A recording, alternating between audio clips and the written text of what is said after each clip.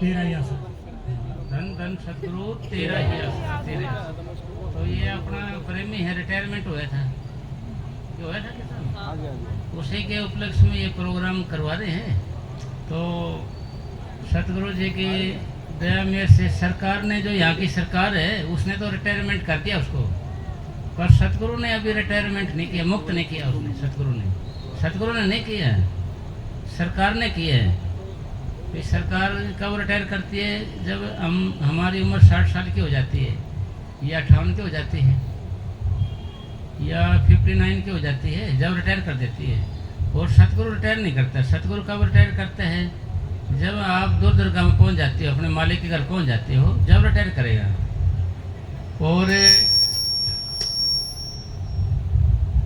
और मालिक के घर कैसे जाएंगे? मालिक के घर जाने के लिए हम इसमें जन्म लिया हमने, अपनी आत्मा का कल्याण के लिए।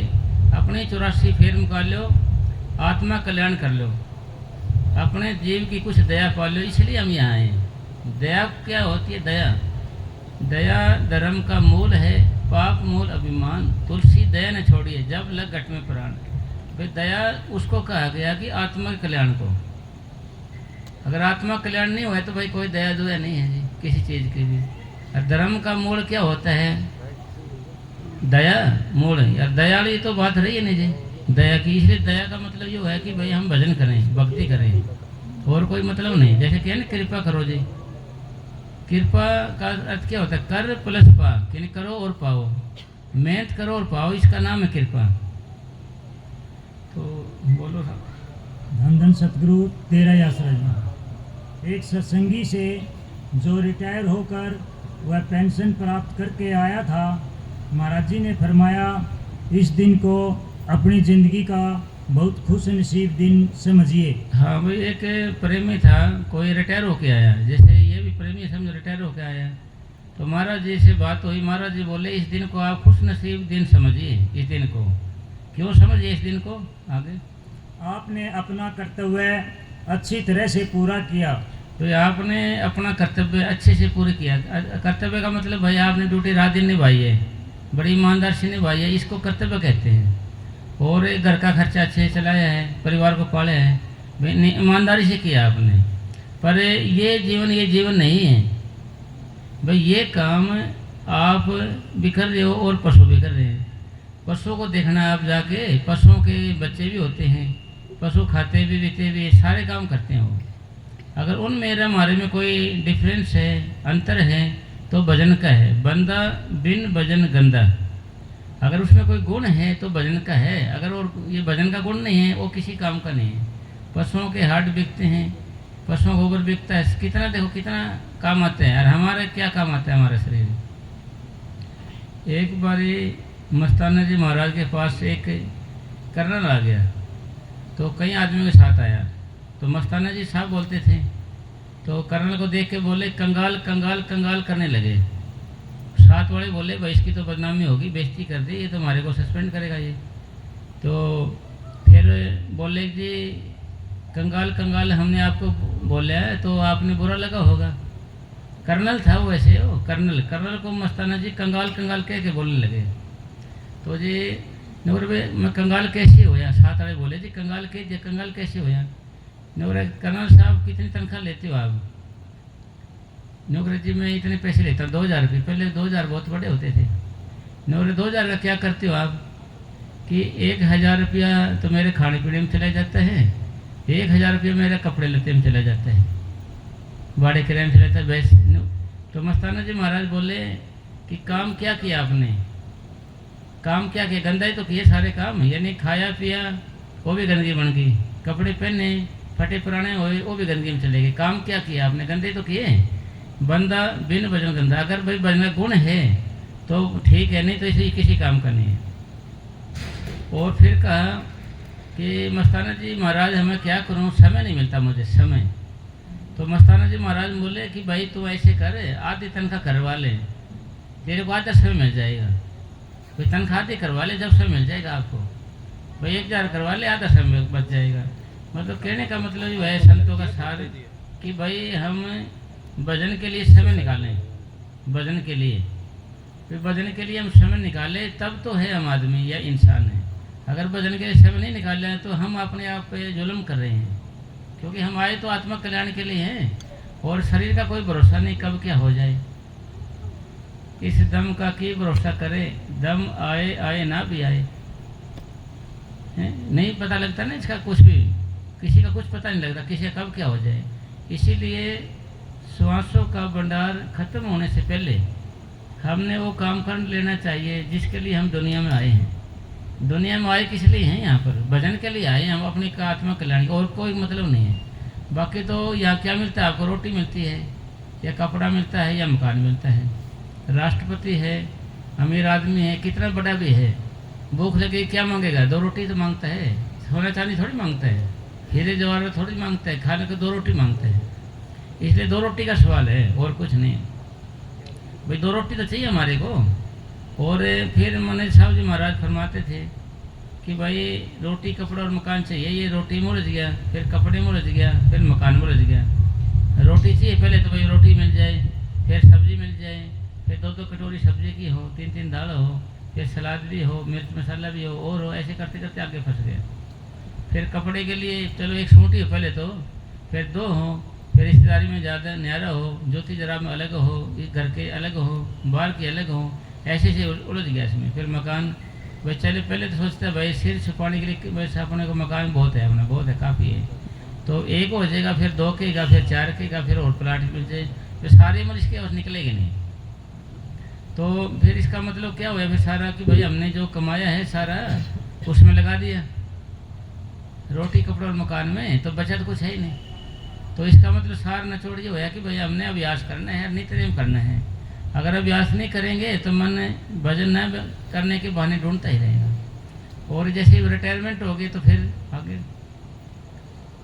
आपके सब सांसारिक दायित्व या फर्ज पूरे हो गए। यानी आपने संसार के सारे दायित्व या रिस्पॉन्सिबिलिटी आपकी पूरी हो चुकी है, क्योंकि आप रिटायर हो गए हो, सरकार ने रिटायर कर दिया आपको। हाँ जी, आगे। अब आपको अपने लिए भी कुछ करना चाहिए। हाँ भाई, हमने अपने लिए भी कुछ करना चाहिए। अपने लिए भाई, अपने लिए क्या? भाई आत्मा कल्याण के लिए। हमारे पूज्य परम संत मनीष साहब जी फरमाया करते थे कि सिमर सिमर गुरु अपना, सोया मन जगाए। कुछ न कुछ अपना भी काम करे, सोए हुए मन को जगाएं हम। सोया मन का मतलब क्या है कि जब हम विश्वास करते ऊपर आते हैं ना, तो हमारी आत्मा की 2 ताकतें पैदा हो जाती हैं, सूरत और निरत। तो ये ताकत पैदा करने के लिए हम यहाँ आए थे। ये आत्मा की भी ताकत पैदा नहीं हुई, हमारा कुछ होया नहीं अभी तक। तो आँख में इसलिए तो हमें कुछ नज़र नहीं आता। और हमारे पूज्य परम संत वकील साहब जी महाराज इसको बहुसागर कहते थे। भाई आँख बंद करते हैं तो आपको अंधेरा नज़र आता है, यही बहुसागर है। भाई आँख बंद करें तो आपको चांदन आने लग जाए, तो नहीं समझो कि आपकी गति चल पड़ी, आप चलने लगे फिर समुद्र में से। और अंधेरा है। फिर एक बार मस्ताना जी महाराज सिरसा घर कुटिया में रहते थे, राधा स्वामी सिरसा घर सिरसा के अंदर। तो जी वहाँ भजन करते थे पहले, जब सिरसा का डेरा नहीं बना था। तो वहाँ बोरा राम एक साधु था, वो दर्शन करने के लिए जाने लगा। महाराज सावन सिंह के समय की बात है ये।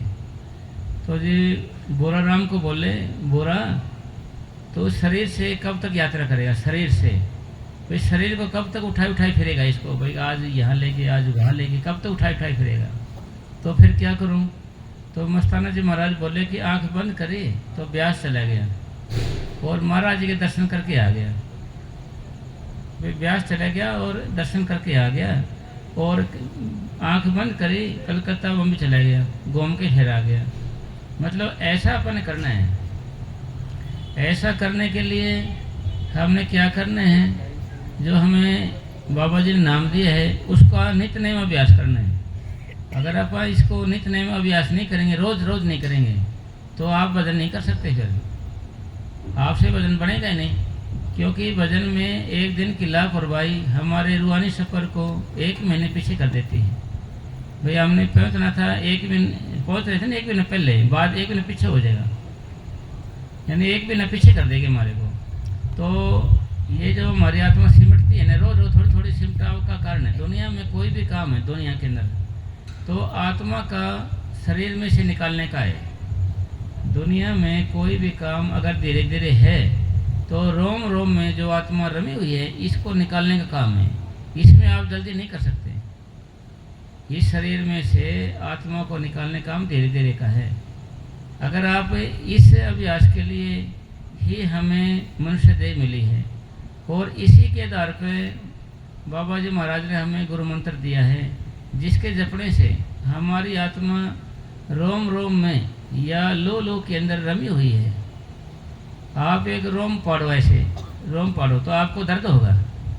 जब चौड़ा छूट जाता है आपके शरीर को लिटा देते हैं, लकड़ों पर रख देते हैं, दफनाते हैं, मिट्टी ढकते हैं तो कुछ नहीं बोलता। भाई कुछ नहीं बोलता, कारण वजह क्या? भाई उसमें से आत्मा निकलेगी। ये काम हमने जिंदगी रहते हुए, भाई हमने ये काम जिंदगी रहते हुए करना है।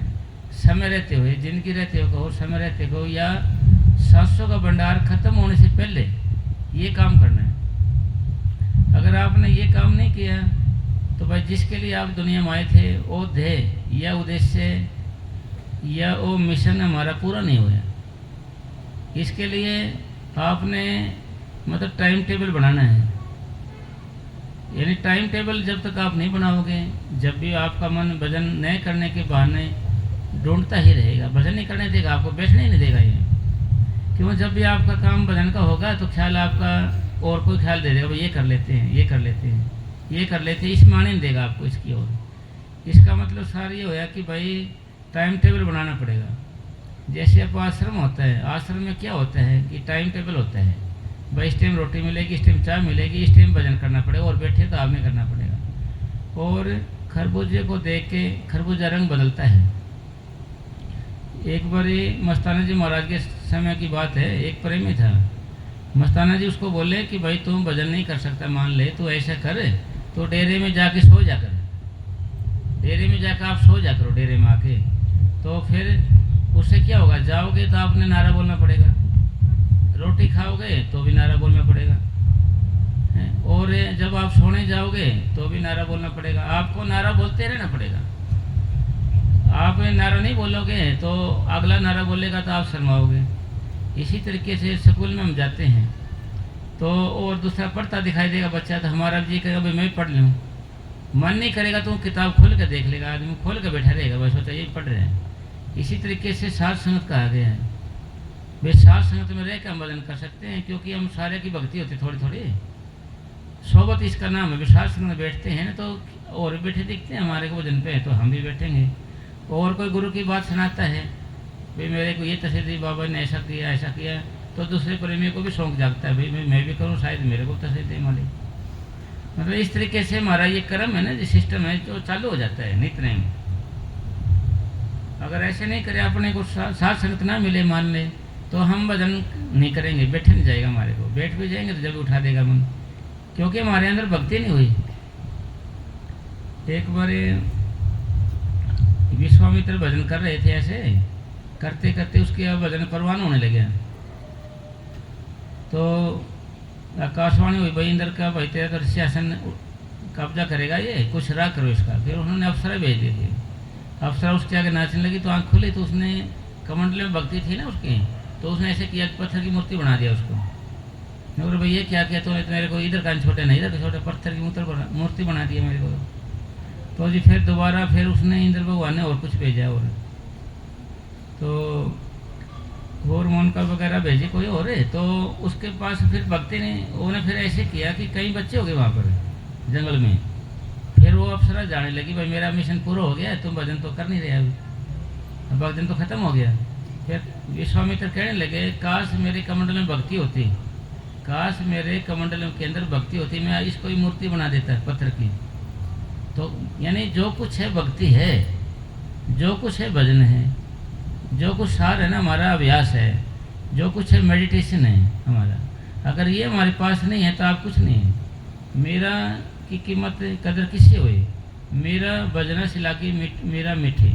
फिर भजन सीमेंट था उसका तो ही कदर पड़े, ना हो तो कौन कदर जानता उसको? कोई नहीं जानता है। यानी जो कुछ है ना अभ्यास है, जो कुछ भी है मेडिटेशन है, ये हमने नित्यनेम करना है। और नित्यनेम करने का मतलब भाई हमें पता होना चाहिए, भाई मेरी रूह यहाँ तक सिमट रही है, या यहाँ तक सीमेंट रही है, यहाँ तक आ रही है, या 8 सुन हो रही है, यहाँ तक आ रहे हैं, या यहाँ तक आने कब है? जब आंखों के बीच में आप ध्यान दे के वजन करोगे। अब हम बैठते तो हैं जैसे आप सारे बैठते हैं, सारे के सारे जैसे कबड्डी कबड्डी कबड्डी करते हैं ना जी, फिर सांस टूट जाता है। वे करे तो सारे मेहनत हैं, फिर उसका तरीका है ना वो सही नहीं कर रहे। अगर सही ढंग से सही तवज्जो से हम वजन नहीं करेंगे तो हमारी रूह का सिमटाव नहीं होगा। जब हमारी रूह का सिमटाव नहीं होगा तो हम ऐसे कैसे ही रहेंगे, फिर हमारे कुछ फर्क ही नहीं पड़ेगा किसी तरीके का। गुरबाणी का सार ये है कि जब तक सूरज सिमटे नहीं, मन निश्चल नहीं हुई, जब तक हमारा सुनपन नहीं होगा हमारा, जब तक हमारी भक्ति नहीं है। और आपने कुआं खोदने वाले को देखा होगा, कुआं खोदने वाले कब तक लगे रहते हैं खोदने के लिए? जब तक पानी ना निकल जाए, जब तक पानी ना निकल जाए, जब तक कुआं खोदने वाले लगे ही रहते हैं। और कुआं खोदने से क्या होता है, उन्हें कोई मिट्टी आएगी पहले, फिर कंक्रीट से आएगी, फिर बजरी के दाने से आएंगे, फिर पत्थर से आएंगे, फिर और बजरी ही चलती जाएगी, फिर बड़ी बड़ी मिट्टी आने लग जाएगी, तभी कुछ आने लग जाएगा। यानी कई तयों से परतों से गुजरते हैं हम। इसी तरीके से हमने भजन जब तक करना है, अभ्यास जब तक करना है, जब तक जिस स्वरूप से हमें नाम मिला है संत से, जब तक वो प्रकट ना हो जाए, जब तक वो प्रकट ना हो जाए, जब तक आपने नाम जपते रहना है, सिमरण करते रहना है। और इसके अलावा आपने कुछ भी नजर आ जाए,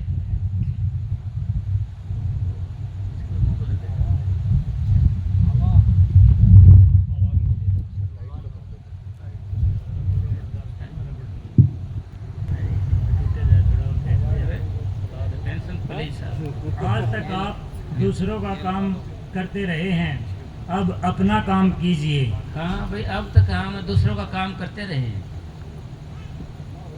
भाई, अब तक आप दूसरों का काम करते रहे हैं, कुछ अपने लिए भी कुछ करिए। ये दूसरों काम क्या करते रहे हैं?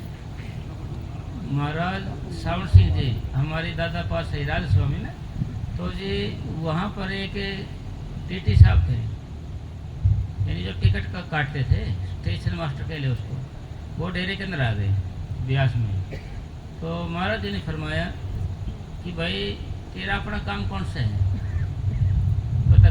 दुश्मन क्रोध के हैं, लोभ माया है जो लोभ की हैं, ये दुश्मन क्रोध के मतलब ये बताए गए, लोभ माया लोभ की है, ये इसी से बताए। अहंकार की जो मानव राय अहंकार, ये सारी चीज़ पराई तो है। आपका काम क्या है तेरा, ये बताओ। ये अपना काम कौन सा है भाई? आपका काम कौन सा है? ऐसी चोट लगी उसको, बेचारा वो भीतर जाके भजन बैठे हैं, सोचा जी मेरा तो कोई काम है ही नहीं, मैं अपना काम तो कोई कर नहीं, सब अलग अलग पराए पराए हैं। चाहे काम का किया, चाहे क्रोध का किया, चाहे लोभ का किया, चाहे मोह का किया, चाहे ईर्ष्या किया, क्या या वैर का किया, क्या विरोध का किया, या निंदा किया, या चुगली किया। हमने काम क्या किया भाई? दूसरे काम किए, दूसरों को कर दिया, मेरा तो काम है ही नहीं। आत्मा क्या बने? बोले भाई क्रोध आदमी है तो इसकी निंदा किसकी हुई? क्रोध की हुई, आत्मा का कुछ बने नहीं। बड़ा लोभी आदमी है, लोभी, तो निंदा किसकी हुई? लोभ की हुई। आत्मा की क्या बने? आत्मा कुछ नहीं बने रही। बड़ा ईर्ष्यालु है तो ये ईर्ष्या की हुई चुगली। आत्मा क्या बने? आत्मा का कुछ बने नहीं। बड़ा अहंकारी आदमी है, अहंकार की निंदा चुगली हुई, अहंकार को नीचा दिखाया गया, अहंकार के बारे में। आत्मा का कुछ नहीं बने। फिर ईर्ष्या करी या वैर किया या विरोध रखा, इसमें आत्मा क्या बने? ये तो भाई दूसरों का काम होया, मेरा तो होया नहीं है भाई। सतगुरु का तो कोई काम होया नहीं, इसलिए जी बड़ा दुख लगे, उसको चोट लगी। यानी हमारे अंदर कितना सत्संग सुन लिया आपका, कितना और हमारा कोई बात चुपती नहीं है भाई, कोई असर नहीं हो रहा हमारे को। जैसे हम पीछे सुनते थे भाई, पीछे सुनते नहीं भाई, गड़े हैं ये तो चिकने गड़े हैं, इन पे पानी ठहरता नहीं है। तो कहाँ अब ऐसा तो नहीं लगता कि जैसे कि स्टील के गड़े हो गए हों, स्टील के गड़े हो गए हों, ऐसे तो लगता, क्योंकि जंग ना लगे उसके कभी पानी रुकेगा ही नहीं। उम्र भर के लिए, उम्र भर के लिए पानी रुकेगा ही नहीं, ऐसा लग रहा है अभी। तो जी उसको ऐसी चोट लगी, उसको ऐसा दुख पैदा हुआ अंदर से, ऐसी चुभी बात है। यानी कोई ऐसी कोई जुगत बने, कोई ऐसा तरीका बने, कोई ऐसा कोई सिस्टम बन जाए कोई, कि जिससे हमारे मन के चोट लग जाए, ये भजन करने लग जाए, भजन भक्ति में लग जाए, कोई ऐसा तरीका हो। तो जैसे स्टेशन मास्टर लगी बात, तो जी बैठ गया भजन पे जी, तो उसके साथ वाले बोले कि रेल आने वाली है और ये तो बैठ गया भजन पे, अरे ये सस्पेंड हो जाएगा ये। तो जी नारे वगैरह बोले उन्होंने, पहले कुछ बोले, नहीं उठा वो, फिर उठा नहीं बोले, फिर बाबा के पास गए, महाराज श्याम सिंह के पास, बाबा जी उठे नहीं हैं। बोले उसको कहो बैठे रहने दे, कोई हर्ज नहीं। तो बैठे रहे जी। फिर वो शाम सुबह बैठे, शाम को उठे, रात में और जैसे रेल निकल गई तो ख्याल आया भाई, उठा तो उन्होंने रेल तो निकल गई होगी भाई, मेरे को सस्पेंड तो कर दिया होगा, कोई बात नहीं। फिर और ऐसे ख्याल लेके वो चले गया। सोचा चले वो तो हो ही गया, क्यों ना महाराज के दर्शन कर लेता हूँ। तो दर्शन करने गया और क्या कि महाराज जी जाए देव मैंने जाना है अब। तो चले गया, सोचा भाई सस्पेंड तो कर दिया होगा मेरे को। गया तो जो अंग्रेज अफसर होते थे पहले, अंग्रेज अफसर कहने लगे जी आपकी ड्यूटी है ना 1 नंबर की है, बिल्कुल आपकी 1 नंबर की ड्यूटी है। बोला कुछ नहीं जी, बहुत अच्छा काम करते हो आप, बढ़िया करते हो, आपके रजिस्टर में भी कोई कमी नहीं है, कोई हेरा फेरी भी नहीं है, बिल्कुल आप स्पष्ट काम करते हो। फिर कहा जी आपने वो रात को मेरे को दवाई दी थी, वो कौन सी थी? मुझे बड़ा आराम आया उससे। वो हैरान के थे ये मेरे पीछे कैसे पड़ रहा है भाई, ये मैं तो था ही नहीं यहाँ पर, मन में वो बोलने कुछ नहीं, अंदर सोच रहे हैं मैं तो यहाँ था ही नहीं, अरे ये मेरे पीछे पड़ जाए, वो दवाई दी थी ना, वो बता कौन सी थी हैं। तो उन्हें सोचा भाई, फिर ख्याल आया कि भाई ये तो महाराज जी मेरा रूप बना के गाड़ी को भी निकाला, अरे इस अफसर से भी बातचीत करी हैं, इसको दवाई भी उन्होंने दी थी, सारा करे उसने जी। वो फिर बड़ा खुश होया है। मतलब इस तरीके से हम उसमें खो जाएं, जैसे सतगुरु के नाम में जब हमारी संभाल करते हैं सतगुरु, उसके नाम में खो जाएं। हम क्या करेंगे, ले भी थोड़ी देर बैठ कर देख लेते हैं कि ले भी सतगुरु कोई खिचड़ी में कोई दूध गिर के ले आवे कि नहीं लाएगा, डाल के लेता है कि नहीं डालता है। फिर खोल के देखा ना, वही खिचड़ी भी नहीं, ना दलिया भी, ना दूध, कुछ भी नहीं, तो रहने देते हैं, चलो कोई बात नहीं। मगर जब हम किसी चीज़ में खो जाते तभी तो संभालेगा सतगुरु हमारे को, जब उसमें खो जाए या कुछ लगन हो जाए। जैसे कबीर साहब जी महाराज से लोग चिढ़ने थे तो उन्होंने वैसे कह दिया, भाई कबीर साहब जी ने भंडारा बनवा रखे, चलो चलते हैं सारे, सारी दुनिया इकट्ठी होकर आने लगे। कबीर साहब जी ने भंडारा बनवा दिया, वो बेचारे को किसका भंडारा बनाया, वो तो मुश्किल हो रही है उसको बेचारे को। तो जी ख्याल आया कि जी ये भंडारा बना रखे है, कबीर साहब जी तो जी चले गए, छुप कर बैठ गए, भाई रहती भी तेरी हैं, अरे रहेगी भी तेरी, जाएगी भी तेरी, मैं तो आगे नहीं पीछे नहीं। तो जी भजन बैठ गए जी, ध्यान लग गया उनका महाराज का अच्छे से, कबीर साहब जी का। तो जी अच्छे तरीके से खाना खिलाया, कबीर के रूप बन के भगवान ने, परमात्मा ने कबीर का रूप बनाया और खूब उनको खाना पीना खिलाया, सोने चांदी के बर्तनों में खाना खिलाया, यानी सोने का गिलास हो गया, चांदी के बर्तन हो गए, उनमें खाना खिलाया। और कबीर साहब जी कह रहे हैं कि भाई इन बर्तनों को अपने को ले जाना, भाई कौन मांजता फिरेगा, कौन धोता फिरेगा, अपने आप साफ कर लेना, तुम ही रख लेना इसको।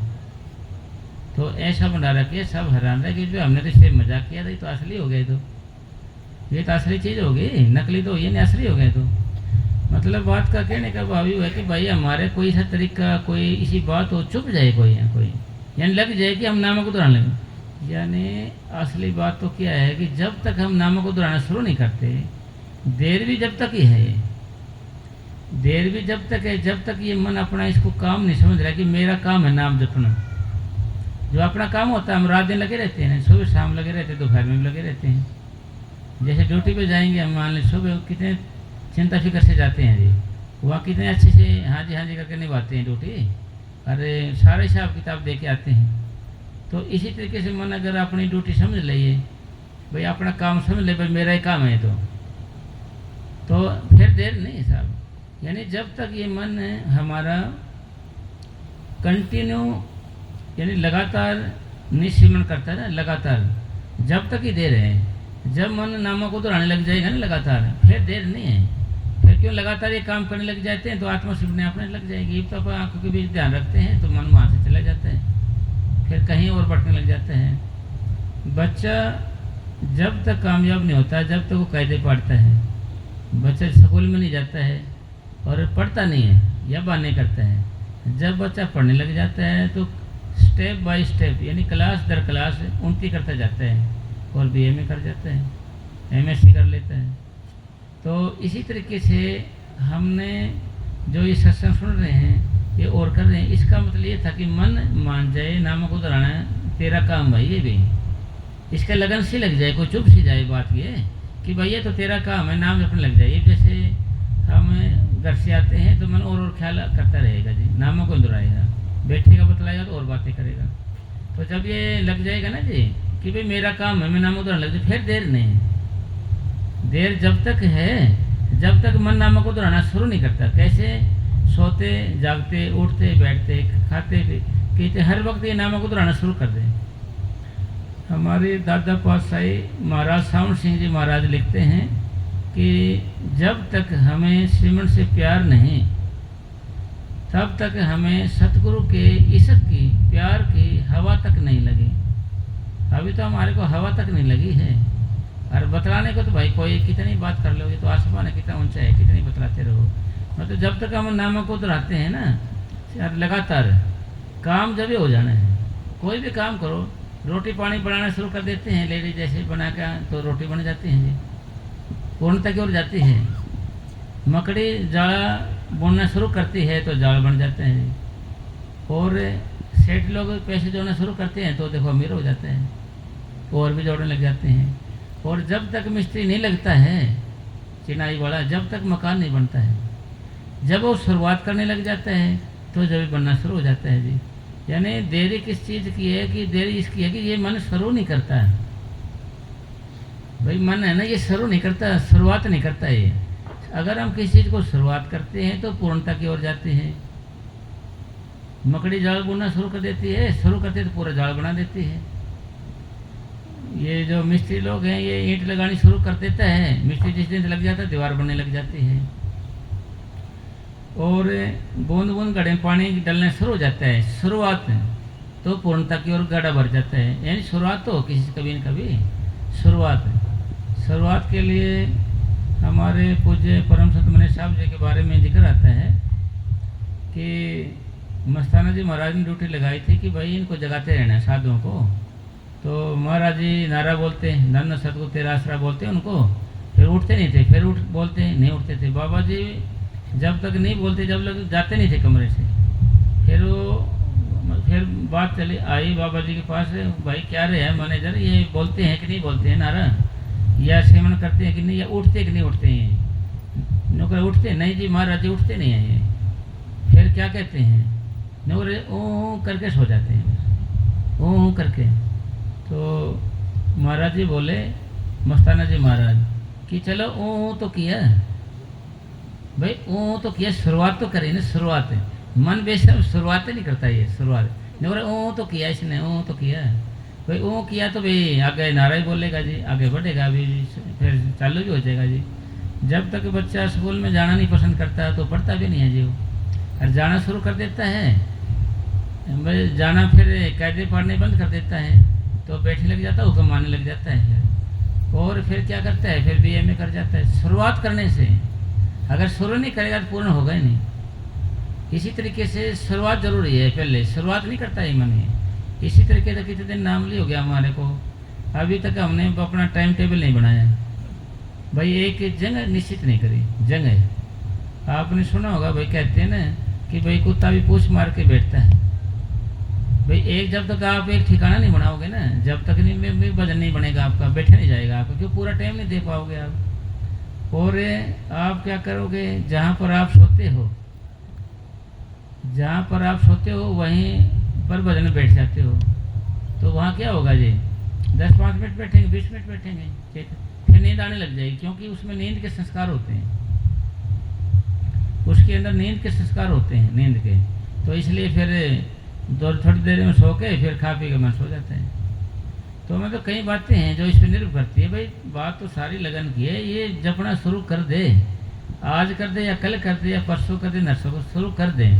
शुरू कर दे तो सिमरन ने तो अपना काम करना ही है भाई। दवाई मरीज है, जैसे दवाई ले लें तो इलाज तो आप ही हो जाए, दवाई नहीं लेगा तो इलाज कैसे होगा उसका। ये शिकायत है प्रेमियों की भाई हर एक की, कि मन भजन नहीं करता, मन नामों को नहीं दोहराता भाई, अकड़ जाता है भाई। कोई बच्चा है बीमार है, वो दवाई नहीं लेता बेचारा, तो हम क्या करते हैं, बच्चा है दवाई नहीं लेता तो क्या करते हैं, तो उसको हम क्या है कि ज़बरदस्ती दवाई देते हैं। क्योंकि रोग को दवा ही दूर करता है, दवा। रोग को दवाई ही दूर करेगी। दवाई कब? जब हमारे अंदर जाएगी, पेट के अंदर जाएगी, वैसे नहीं बातों से तो होगा नहीं जी। इसलिए चाहे तो दवाई धक्के से दी जाए या राजे राजे दी जाए या दूसरे के संपर्क में दी जाए, मगर दवाई पेट में जाएगी जब असर होगा। तो इस तरीके से मन अगर नामों को दोहराएगा जब असर होगा ये। अगर आप चाहे तो जबरदस्ती करवाओ उसी मनुष्य से, या ही फिर ये राजे राजी करे, दो कारण है। अगर राजे राजी सिमरण नहीं करता है मन, तो आपको इसको जबरदस्ती लगाना पड़ेगा, सिमरण जबरदस्ती लगाना पड़ेगा। जबरदस्ती लगाओगे तो आप असर होगा जी।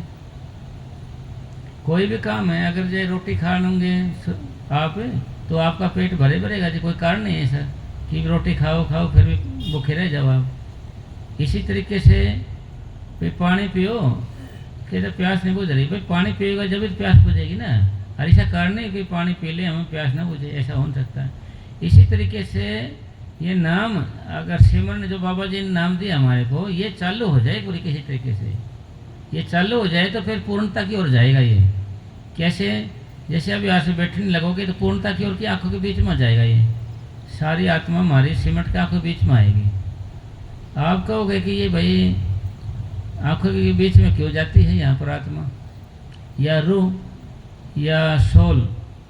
तो ये इसका यहाँ पर स्रोत है, यहाँ से ही ये नीचे आई है।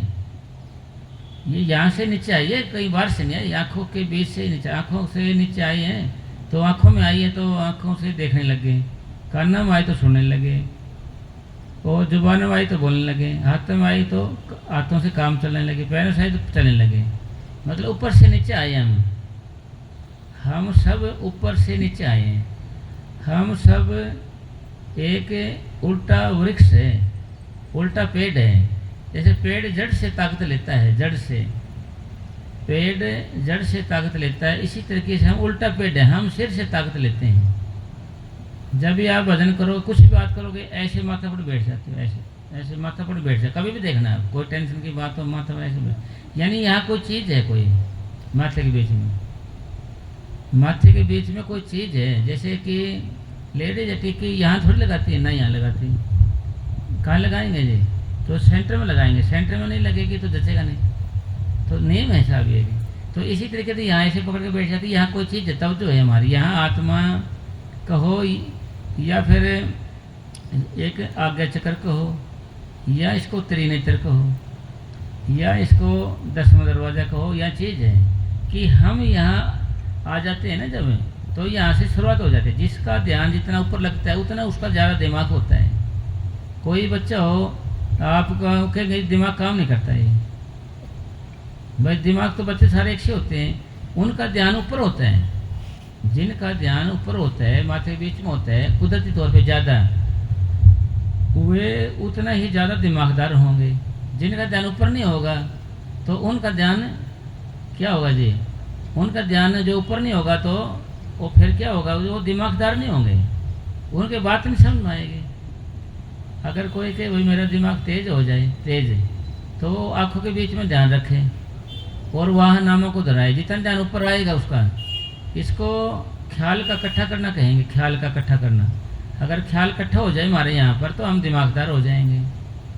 तो कैसे हो जाएंगे कि एक यानी जब सैकड़ों आदमी इकट्ठे हो जाएं, सैकड़ों आदमी, जब एक वकील का दिमाग बनता है, वकील का क्या ध्यान सारे इधर रखेगा, कभी देख लें ध्यान इधर रखेगा, सोचता रहेगा जी, ध्यान सारा ऊपर रहेगा, ये तेज हो जाता है। तो जब 100 वकील इकट्ठे हो जाएं, फिर एक फ़कीर का दिमाग बनता है, फ़कीर का। तो इसका उदाहरण एक बारी हमारे पूज्य परम संत मनीष साहब जी महाराज का कोई नक्शे वाला है ऐसे, तो उनको रसोई नहीं समझ में आ रही थी, कहाँ बनाए। तो महाराज जी सामने, महाराज जी बोले ऐसे बना लो रसोई। नौकरी जी महाराज जाने नहीं थी, ये एकदम कैसे बता दिया महाराज जी ने। और जो सचखंड बनाया ऐसे नाप तोल करके, ऐसे खुंडी से छोटी से नाप निशान लगा दिया, ऐसे कर लो, ऐसे पहले एकदम ही बना दिया। जैसे नौकरी जी आप हैरान है एकदम, ये कैसे किया? ये उसमें ऐसे ओन लगा रखे ना कुछ भी, ये क्या किया जी आपने? तो मतलब 1 मिनट में वो कर देते थे। मतलब ध्यान ऊपर रहता है ना जिसका, तो सारा कुछ है। एक बारी फिर जी आपका गेट छोटा है जी, और गेट बड़े हैं। नूरी ताजमहल गेट बड़ा है इसका। तो महाराज जी ने आँख बंद करी तो एकदम वहाँ पहुँच गए। तो जी हाँ ठीक है, अपना छोटा है गेट ये, क्योंकि उन्होंने ऊपर ले वाला भी ले लिया ना, ऊपर का वो छोटा है अपने वाला। मतलब आँख बंद करो, हाथ के हाथ खड़े खड़े ऐसे, मतलब ये जो कुछ है ना हमारे यहाँ है। आप यहाँ आ जाओगे आप भी भगवान बन जाओगे, परमात्मा बन जाओगे आप भी। जितना जितना आप सिमटते जाओगे उतने उतने आप भगवान बनते जाओगे। जो जो भक्ति कबीर की तो राम निवास, जितना जितना भजन करेंगे उतना आपके अंदर राम निवास में तो भगवान अंदर बसने लग जाएगा। भगवान बसने का मतलब भाई जब आपका ध्यान ऊपर आ जाएगा तो आपको मकान के दीवार से पीछे क्या हो रहा है वो भी पता चल जाएगा आपको। दीवार के पीछे क्या हो रहा है, दीवार के पीछे की चीज़ का भी पता चल जाएगा आपको। वर्तमान का, भूतकाल का और भविष्य का, प्रेजेंट, पास्ट एंड फ्यूचर का सब नॉलेज हो जाएगी आपको। कब? जब ध्यान यहाँ आएगा, यानी त्रिकालदर्शी, यानी तीनों लोगों को देख सकता है लोग। कब देख सकते? मतलब यहाँ आए भी नहीं पता चलेगा उसको। जितना जितना ध्यान यहाँ आएगा उतने आप दिमागदार हो जाओगे। बाबा जी फरमाते थे ना कि भाई ज्ञानी होते जाओगे आप नाम जपने से। नाम जपने का मतलब कि ध्यान के ऊपर आना। भाई सारी बातों का निचोड़ ये है कि ध्यान जब तक हमारे ऊपर नहीं आता तो अब कुछ नहीं है। हाँ, जिसका ज़्यादा ज़्यादा ध्यान उठता है, सिमटता है, उतना दिमाग बनता जाएगा, शांति बनती जाएगी या आज़ाद होता जाएगा शरीर में से। अगर शरीर में से आधे नाभि तक हम आ जाते हैं तो यूँ समझो कि हम ने आधा शरीर को जीत लिया, आधे को जीत लिया हमने। हमेशा मन के हुक्म में तन चलता है, तो अब हमारा मन हमारे बस में नहीं है। भाई हम अब भजन करना चाहते हैं तो ये रुकावट डाल देगा। हम कहेंगे कि भजन कर, उस टाइम ये रोटी खा लेगा। हम कहेंगे भी सो जा, जब ये जागता रहेगा। हम कहेंगे तो जाग ले, फिर जब सो जाएगा। मतलब उल्टा चलेगा ये, उल्टा। भाई थोड़ा सा उल्टा चलता है, मतलब ये कुछ भी कह ले उल्टा चलेगा। भजन का नाम लेंगे तो जब बतलाता रहेगा, और नहीं जैसे भजन टाइम हो गया चल रहे तो मोबाइल से खोल कर देख लेता हूँ, फिर यूट्यूब खोल लेगा, फिर व्हाट्सअप देखने लग जाएगा, फेसबुक देखने लग जाएगा। उनमें 1 घंटे का टाइम निकाल देगा, ऐसे पता लगने देगा अभी कम 1 घंटा निकल गया। हर भजन पर टाइम देखता रहेगा जी। बोले जी आज अलार्म ख़राब तो नहीं हो गया, आज बोले क्यों रहे ये अलार्म लगाना तो नहीं बोलेगा, किसी ने बंद तो नहीं कर दिया, ऐसा बोलेगा जी ऐसे। और कामों में टाइम नहीं देखेगा, ये समय नहीं देखेगा और कामों में। तो कितना समय हो जाए कोई परवाह नहीं, इसको कोई दिक्कत नहीं है। हर भजन का नाम लेते हैं गिनने लग जाएगा जी।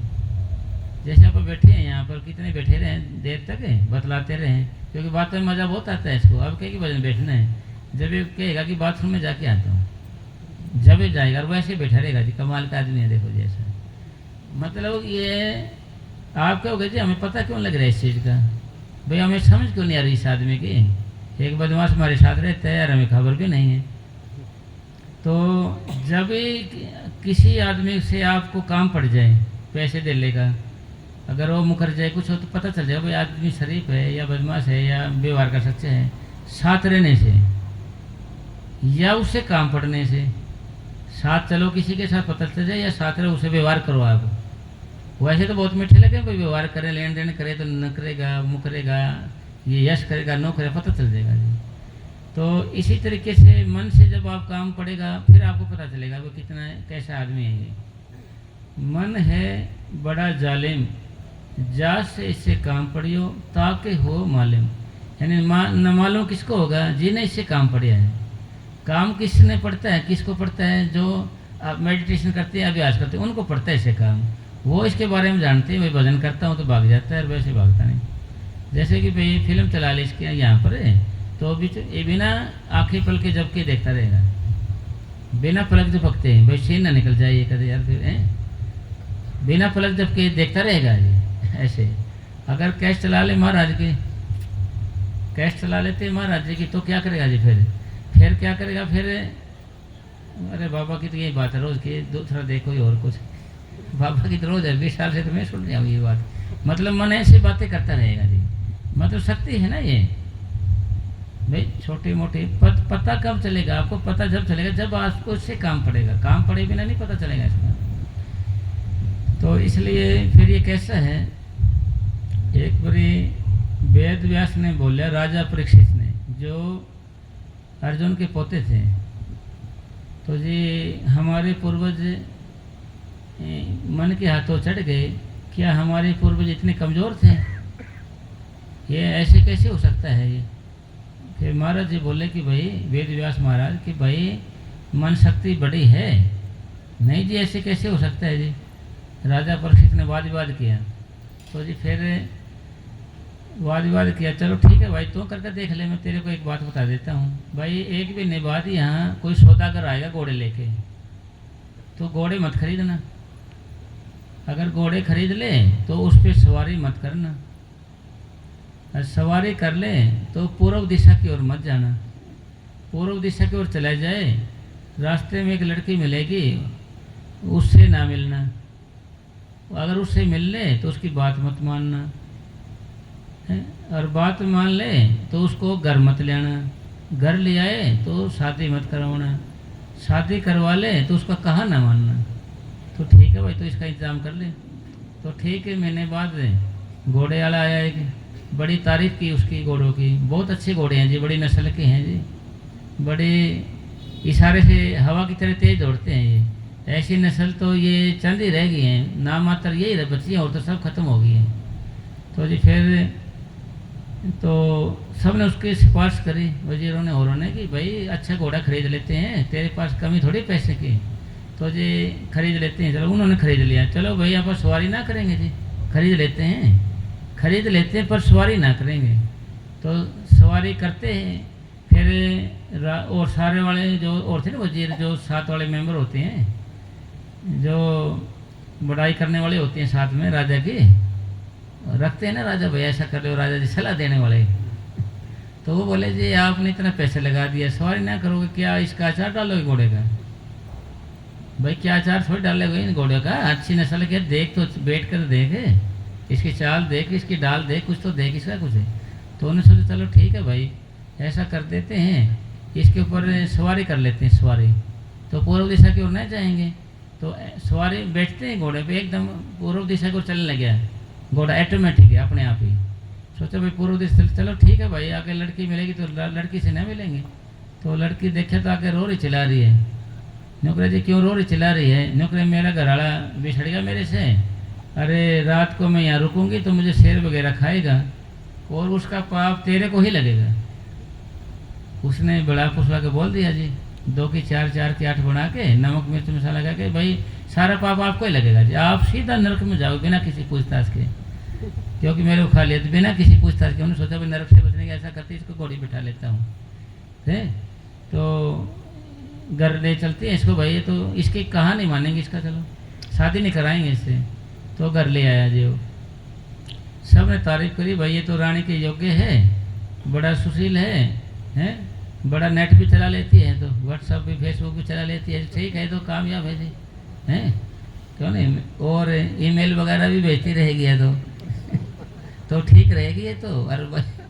और ऐसे बढ़िया, ये तो जी ऐसे तो मिले को नहीं जी, हैं। और ऐसी तो ये पहली लड़की है जो ऐसे राज दरबार में आई, पूरी तारीफ करी भाई उन्होंने, तारीफ करी, ठीक है भाई इससे शादी करवा लेते हैं जी।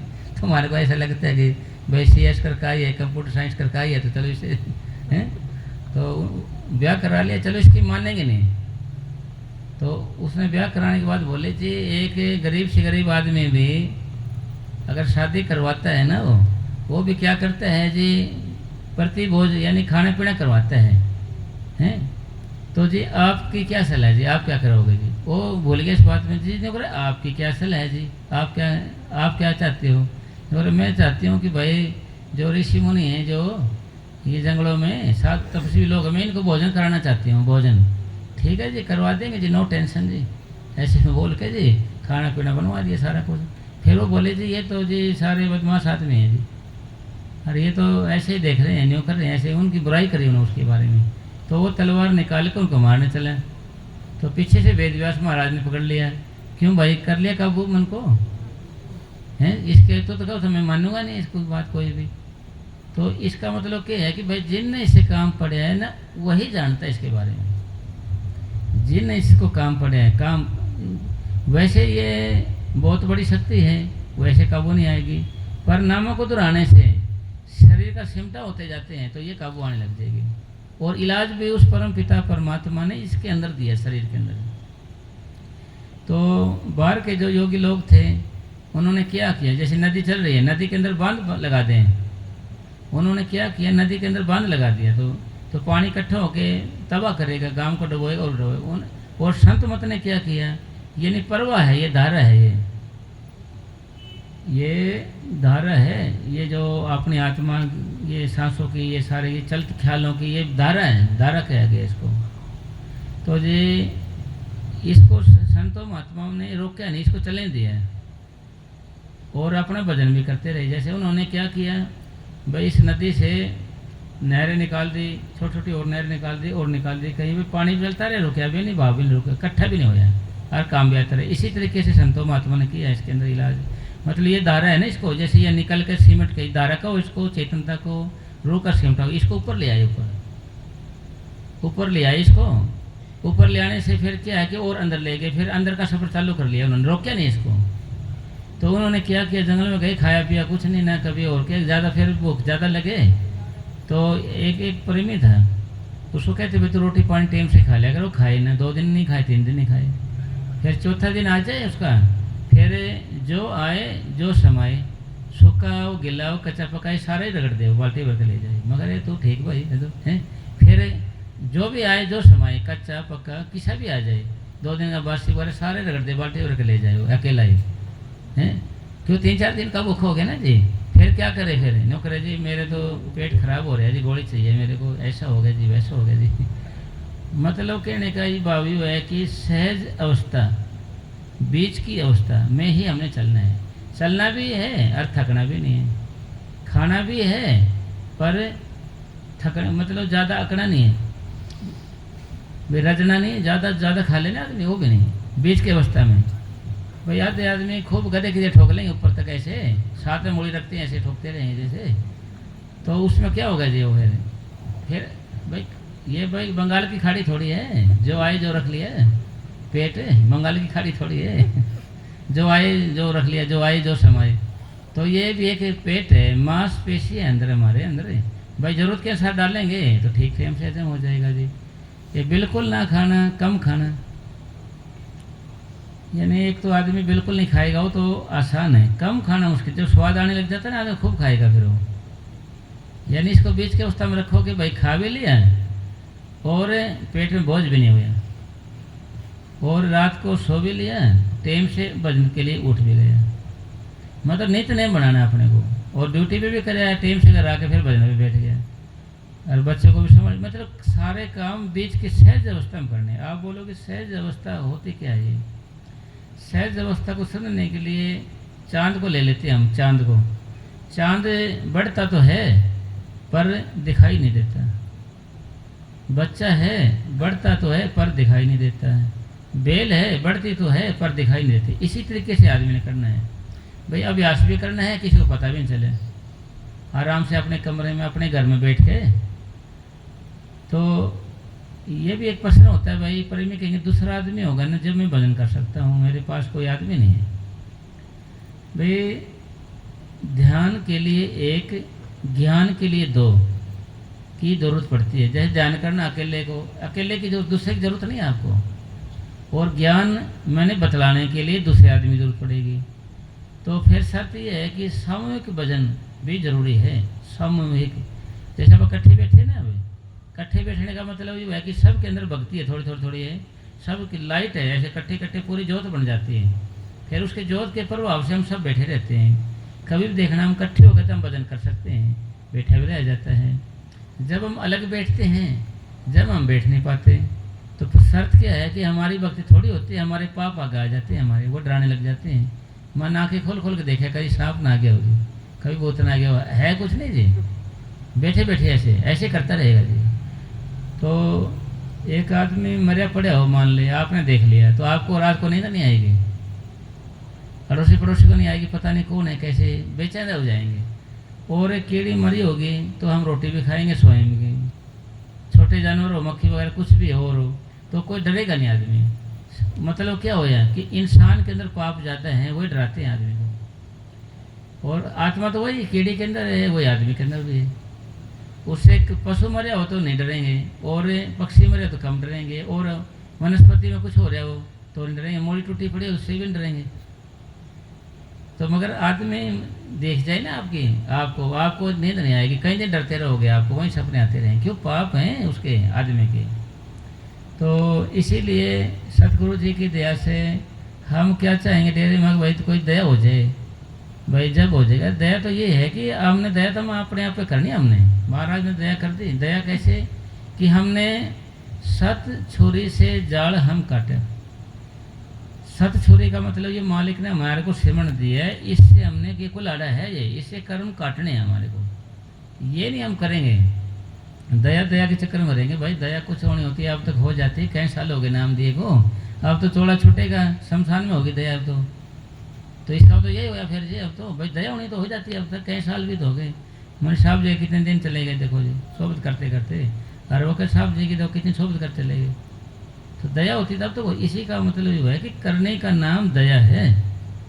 हम करने करेंगे तो दया आएगी, दया करने करेंगे, मतलब करने हमारी एक ही बात पे निर्भर करती है कि हमारा सिमटा हो जाए किसी तरीके से, कोई थोड़ी बहुत लगन लग जाए, हमारे लगन कोई बात को चुप जाए, कोई चुप जाए तो सारा चालू हो गया ना काम जी। भाई देखो नाम भी मिले, जैसे आपके पास गाड़ी है तो आप चलाओगे तो वहीं तो खड़े हो, है मान लिया आपके पास घर की गाड़ी है, चलाओगे नहीं तो आप तो वहीं तो खड़े हो। भाई कुछ करेंगे नहीं तो आप वहीं का वहीं तो रहोगे ना जी। तो शुरुआत तो करनी ही पड़ेगी ना एक बार। अपन शुरुआत नहीं करी अभी तक हमने, भाई लगातार जपना शुरू नहीं किया हमने। क्या होगा भाई, 1 आधा घंटा बैठ के थोड़ा दुख सो हो गया, कभी आया प्रेम कहाँ गया, देखा सब खोए, छिन में हंसे छिन में रोए, सो तो प्रेम ना होए। थोड़ी देर बेचारा भाव सा हो जाता है, फिर उसका कुछ हो जाता है ना। मतलब ये तो लगातार का काम है, लगातार रात दिवस का रोना, पलक पैर का नाही, रोत रोत मिल गया दादू साहिब में। मतलब हमारा कोई लगन लग जाए, ऐसे दिखावा नहीं, भक्ति का दिखावा करना, नकली फूलों का प्रदर्शन करना है, दिखावा नहीं करना इसको तो हमने लगातार लगे रहना है, पर्दे में बताना नहीं किसी को, भाई मैं भजने को या सेवन करने वाला ना, क्योंकि हमने तो सतगुरु आके हिसाब करना है, लोगों का नहीं बनना, हम लोगों का भक्त बनते हम ज़्यादातर, लोगों का, सतगुरु का भक्त नहीं बनते। सतगुरु में इसलिए हमें सतगुरु का भक्त बनना है, सतगुरु का भक्त का बनना है। तो भाई किसी को पता नहीं चले, चुपके से लगा रहता है, तो कोई दिखावा नहीं ना कुछ बात अपना, है ना। तो जी लगन के ऊपर अब एक बात सुनाते हैं, हमारे पूज्य परम संत वकील साहब जी महाराज ने सुनाई थी एक बात ये। तो इब्राहिम का बाप था एक उधम सिंह, तो उधम सिंह था, वो भी क्या कि रंगे कपड़े वाला बाबा था, पीले कपड़े पहन के रखते थे घूमते, वो बाबा था वो। तो जी वो क्या करता, मांगता था ऐसे घरों में। एक बार राजा के महल में चला गया, राजा के महल में चला गया, मांग रहा था, उसकी लड़की देख ली उसने, वो बोले कि इसका मेरे से ब्याह करवा दो आप। तो वो ये सोचे भाई ये राजा आदमी है और ये भिखारी आदमी है, तो यहाँ मेल है नहीं, कैसे करवाएं इसका ब्याह भाई। तो जी वो मानने नहीं, उन्होंने सोचा भी इसको टरकाएं हम, इसको कोई गोली देते हैं, यानी प्लास्टिक की गोली दे देते हैं या कोई चॉकलेट दे देते हैं, कोई नहीं माना। तो उन्हें क्या कि चल ऐसा कर, तेरा ब्याह करा देंगे। वैसे किसी ने बोल दिया लाल ले आओ, तो लाल होते थे पहले, हीरे मोती के होते जैसे ऐसे लाल होते थे, तो लाल की कीमत बहुत होया करती थी। बोले जी आप लाल ले आओ 10, 5, 15 तो आपकी ब्याह करते हैं। वैसे बोले ना, क्योंकि न नौमन तेल होगा न राधा नाचेगी, ना इसको लाल मिलेंगे ना भी होगा, सिर्फ खेड़ा छूट जाएगा। यानी जो वजीर लोग होते थे ना, जो वजीर लोग होते थे वो दिमागदार होते थे, वो तेज दिमाग के होते थे। तो उन्होंने वैसे बोल दिया जी ये कर दो, सही है जी, सब पीछा छूट जाएगा और बढ़िया रहेगा काम। तो न तो रहेगी बांस, नहीं बजेगी बांसुरी, भाई कुछ होगा ही नहीं तो क्या करेगा ये, अपने आप आएगा नहीं यहाँ पर। तो लगन की बात हुई, तड़प की बात हुई, तो वो आ गया जी समुद्र के। वो किसी ने फिर उन्हें पूछा भी ये लाल मिलेंगे कहाँ से, मैं बोला ये वैसे किसी ये समुद्रों में मिलते हैं, समुद्रों के अंदर। वो समुद्र में चला गया तो मेहनत करने लगा। एक बारी एक 7 रानियाँ थी, तो जी राजा ने लिख के भेजा भाई तुम अपना अपना सामान बता दो मेरे को, क्या क्या चाहिए तुम्हारे को। तो एक छोटी रानी थी, उन्होंने सब लिख दिया। उन्होंने किया कि लाल कपड़ा लपेट, उसके अंदर सा लिख दिया, सा, SHAH, सा लिख दिया, सा। तो जी उन्हें खोल लिया जी। उन्हें सोचा कुछ सामान मंगाया होगा, कोई जेवर वगैरह, कोई एप्पल का फ़ोन वगैरह मंगाया होगा भाई, कोई ना कोई ऐसा सामान। तो जी उन्हें खोला ऐसे, तो लाल कपड़ा है, उसमें सा है जी। राजा के सामने नहीं आया साहब, राजा के सोचे भाई ये तो सा लिख रहा है, क्या लाल कपड़ा है, तो क्या चक्कर है, सामने नहीं आई बात ये। तो वजीर लोग थे, समझदार बहुत होते थे, दिमाग होता था उनमें। वो बोले जी महाराज जी, जो ये राजन, जो ये कपड़ा तो लाल है और सा लिखा हुआ है इसका, अगर मैं इसको संधि करता हूँ, लाल प्लस सा, लाल सा बना ये। लाल सा का मतलब विश, इच्छा, ख्याल, विचार कि मेरा तो जी सा का है, मैंने तो राजा ही चाहिए, राजा।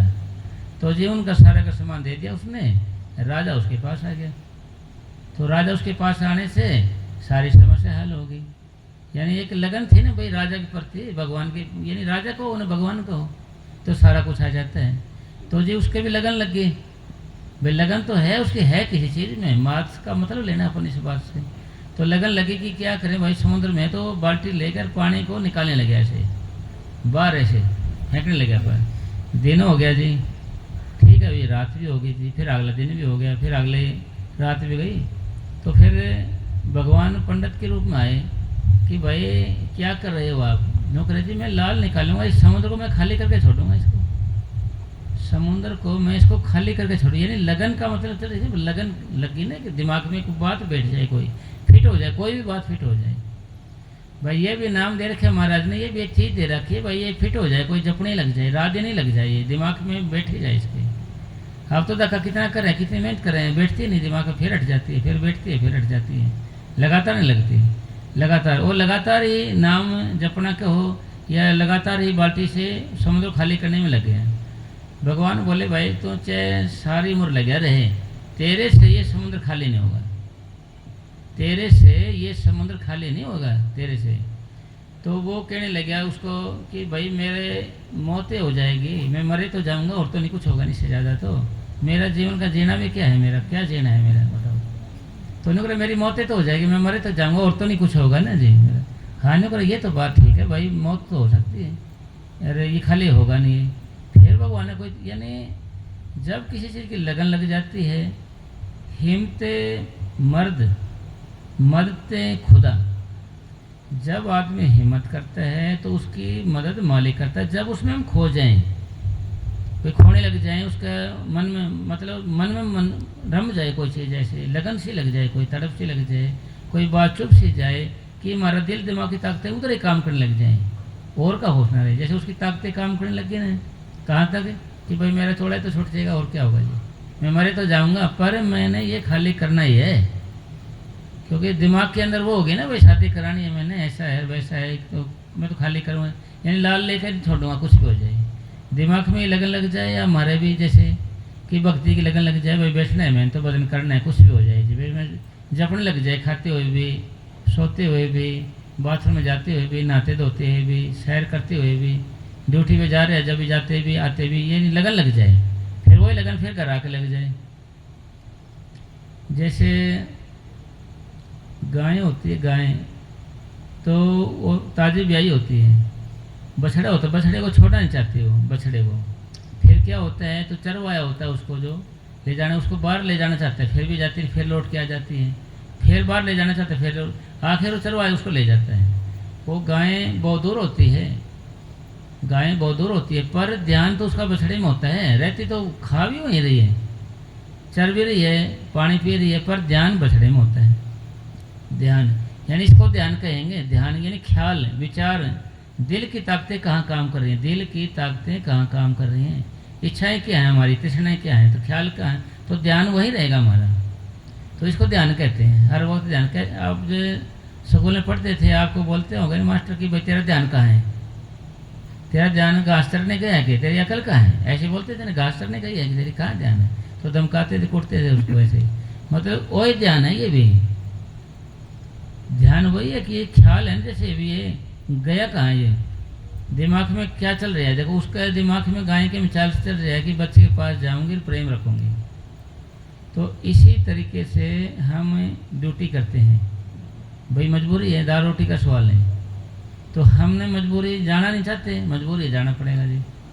फिर भी आप नाम जपते जाइए, फिर वहाँ भी आप नाम जपते जाइए, फिर सारा दिन नाम जपते, फिर एकदम ख्याल कर आएगा ना आपका, बैठोगे तो ध्यान एकदम ऊपर आएगा फिर, क्योंकि आपने फैलाया नहीं इसको, आपने इसको फैलने नहीं दिया, कम फैला ये। अगर आप इसको ज़्यादा फैलाओगे, बातों नहीं बन जाओगे, बात तो मुड़ रहोगे, कोई कोई बातों में ऐसे ऐसे रहेंगे तो क्या होगा फिर। इसको थोड़े टाइम में इसको इकट्ठा नहीं कर सकते आप, थोड़े टाइम में इसको आप इकट्ठा नहीं कर सकते, तो इसको फैलने नहीं दिया आपने, तो फिर ये इकट्ठा रहा है, एकदम ध्यान ऊपर जाएगा जी। फिर आपके उदाहरण इसको सिद्ध किया जाए, फिर जो ही गाय वहाँ से आएगी खेत से घर की ओर जाएगी, तो बनोड़े भी होते हैं, घास भी होता है, ज्वार भी पड़ी होती है वहाँ पर, चोरी पड़ी होती है, खड़े भी, तो उनकी ओर नहीं जाएगी वो, उनकी ओर नहीं जाएगी, चाहे भूख प्यास, सीधी की सीधी बछड़े के पास जाएगी वो।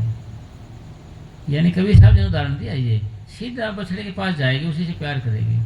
तो इसी तरीके से हमारा ख्याल है ये, मतलब ये ख्याल है नहीं हमारा, ये आप जैसे चलते जाएंगे और बतलाएंगे, इधर उधर बतलाने लग जाएंगे और बात करने लग जाएंगे, जा नहीं जाएगा इधर उधर, तो सिमरन की ओर नहीं जाएगा, औरों की ओर तो जाएगा, क्योंकि हमारे मन में अभी चुभी नहीं, बात ये लगी नहीं, जलन मतलब कोई होया नहीं कुछ न कुछ अभी इसके, ये नहीं लगा कि भाई मेरा काम है मैं इन्हें करूँ, मेरी आत्मा कल्याण हो जाएगा मैं करूँ, ये नहीं मन में आया अभी ये बोरिंग चैप्टर समझता है इसको, भाई बोर करने वाला ये काम होने का, तो मन ऐसे डरा देता है हमारे।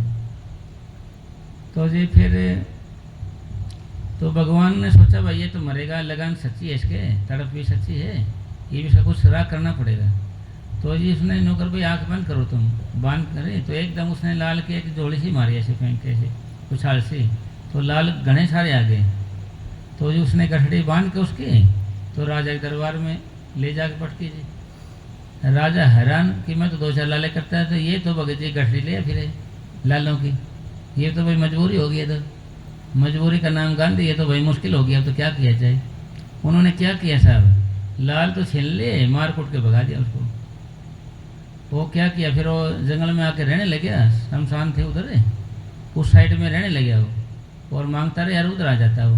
सोचा भाई क्या करें, तो कोई जीना है नहीं ऐसे, मेरे साथ धोखा हो गया कहते भाई, मेरे साथ तो धोखा हो गया, गलत हो गया ये तो जी फिर जो लड़की थी उसको क्या सुत्त की बीमारी, सुत्त का मतलब ये नस नाड़ियाँ चलती रहती हैं उसकी, मतलब अंदर जिंदा रहता है मगर ये नसें बंद हो जाती हैं। तो उन्होंने सोचा ये मर गई, उन्होंने क्या किया उसको दफना दिया, और उसको पता चल गया उधम सिंह को भाई यहाँ दफना है इसको।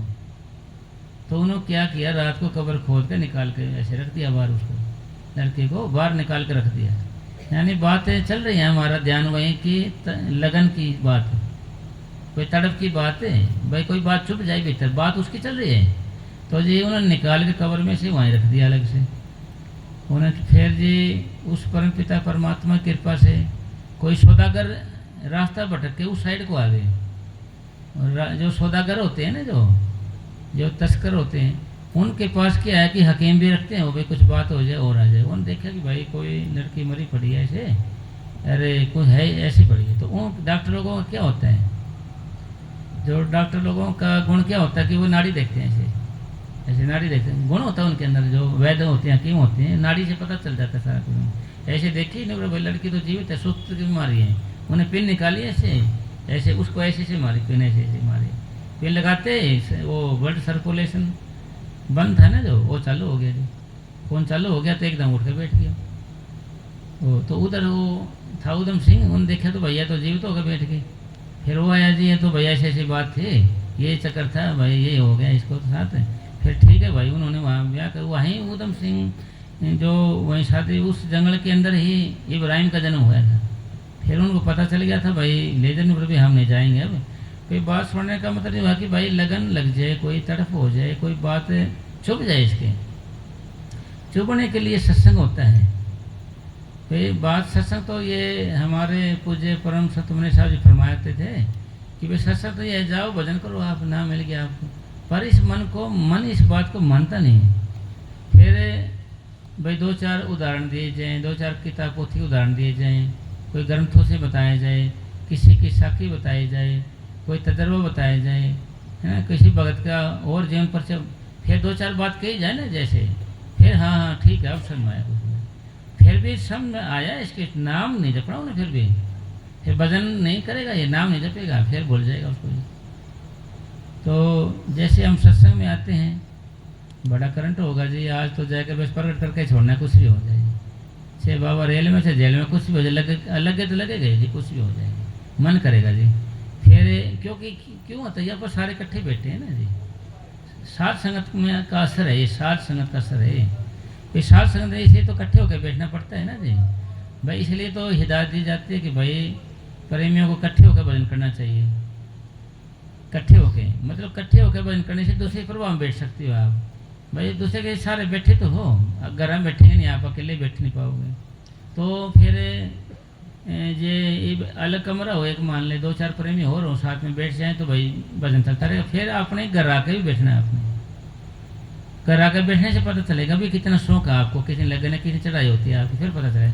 आप दूसरे प्रभाव में था तो जी इस तरीके से करेंगे भजन तो ये कदम आगे चलता है भाई। फिर ये थोड़ा कदम आगे चलता है, कदे वो कहने लग जाए भाई मुकेश के कदम तो आगे नहीं चलता है। तो हाँ जी, तो जी इस करके तो इस करके मतलब सतगुरु जी की दया मेर से मतलब दूसरे का संपर्क यानी साथ संगत जरूरी है, साथ संगत। तो ये लिखा हुआ कि भाई परब के रंग, गुरबाणी में लिखा है परब के रंग साथ के संग, जैसा करेंगे संग ऐसा चढ़ेगा रंग, जैसे खाओगे अन्न ऐसा होएगा मन, जैसा पियोगे पानी वैसे बोलोगे वाणी। ये बताया गया है। ये मतलब साथ संगत में बैठने से साथ संगत जरूरी है। कबीर साहब जी को भेज दिया वैकुंठ में, कबीर साहब जी बोले जी मैं वैकुंठ में क्या करूँगा, जानते ही साथ संगत ही नहीं है। कबीर संगत साध के कोट कटे अपराध, वही घड़ी लेखे में बाकी वाद विवाद। बाकी तो वाद विवाद है, झूठी बातें हैं जी।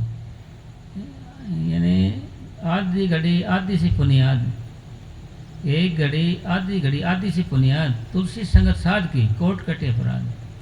आधी घड़ी यानी एक घड़ी 23.5 मिनट को बोलते हैं, 23.5 मिनट की एक घड़ी होती है, उसका आधा